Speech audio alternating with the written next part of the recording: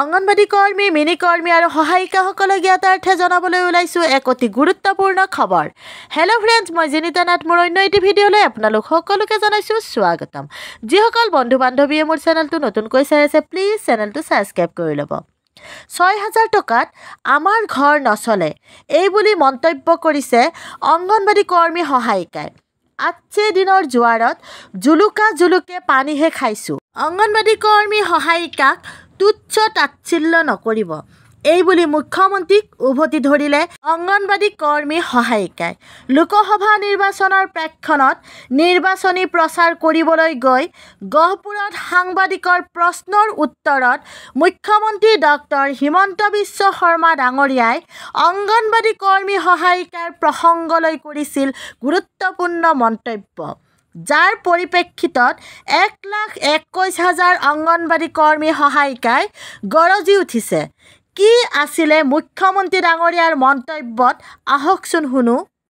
অঙ্গনবাড়ী কৰ্মী সহায়িকাসকলে চিটুৰ লগত যোগ দিব নালাগিছিল, এইটো তেওঁলোকে ভুল কৰিছিল। চিটু হ'ল এটা CPM-ৰ সংগঠন, গতিকে চিটু হৈ পেলাই আমাৰ ওচৰত কিবা আহিলে আমি কৰিব নোৱাৰো নহয়।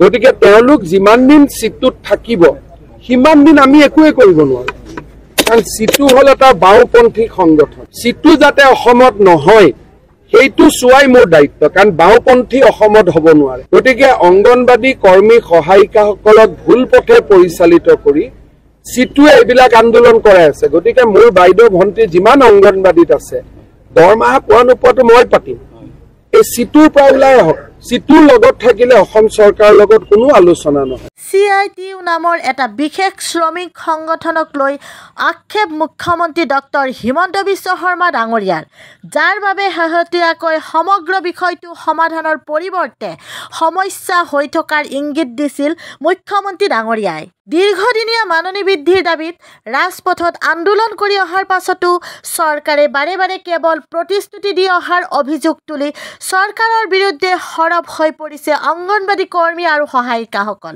ইতিমধ্যে যোৱা ১৫ ফেব্ৰুৱাৰীৰ পৰা ৰাজ্যজোৰা অসহযোগ আন্দোলন আৰম্ভ কৰা অসম ৰাজ্যিক অঙ্গনবাড়ী কৰ্মী আৰু সহায়িকা সন্থাই শুক্ৰবাৰে গুৱাহাটী প্ৰেছ ক্লাবত এক সংবাদমেল যোগে চৰকাৰী বঞ্চনা আৰু প্ৰতাৰণাৰ বিৰুদ্ধে সৰব হৈ পৰে। মুখ্যমন্ত্ৰী মহোদয়, আপোনাৰ অধীনত এই আঁচনিভুক্ত কৰ্মচাৰী অঙ্গনবাড়ী কৰ্মী সহায়িকাই আজি কাম কৰি আছোঁ, শ্ৰম কৰিছোঁ, শ্ৰমৰ মৰ্যাদা বিচাৰিছোঁ। আমি কথা কোৱাৰ বাক স্বাধীনতা বন্ধ কৰিব বিচাৰিছে নেকি আপুনি? আমাৰ এটাই দাবী আছিল মাননি বৃদ্ধিৰ প্ৰস্তাৱ। সেই এটা দাবীৰ ভিত্তিত আমি দীৰ্ঘদিনীয়া আন্দোলন সংগ্ৰাম কৰিছোঁ। আমি যোৱা ১৫ ফেব্ৰুৱাৰীৰ পৰা অসহযোগ আন্দোলন কৰিবলৈ বাধ্য হৈছোঁ।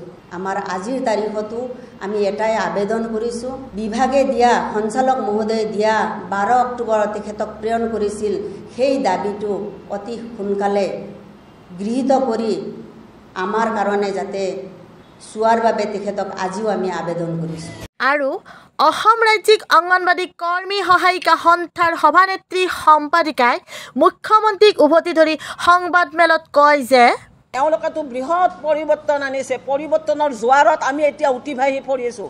আজছে দিনৰ জোৱাৰত আমি জলকে পানী খাই আছোঁ। এইখন চৰকাৰৰ সঞ্চালক মহোদয়ে দিয়া প্ৰস্তাৱটো অৱমাননা কৰিছে মুখ্যমন্ত্ৰী মহোদয়ে। গতিকে তেখেতে আচল কথাটো নগৈ তেখেতে আমাক বেলেগ ফালে তেওঁলোকে উত্তৰ দি আছে। এজন মুখ্যমন্ত্ৰী হয়, তেখেতে কৈছে CITU মানে CPM কৈছে। এজন মুখ্যমন্ত্ৰী হৈ তেখেতে নাজানে নেকি CITU কি হয়? আৰু এনেকুৱা তাচ্ছিল্যৰ সুৰত কথা এনেকুৱা যাতে মুখ্যমন্ত্ৰীয়ে যাতে নকয়।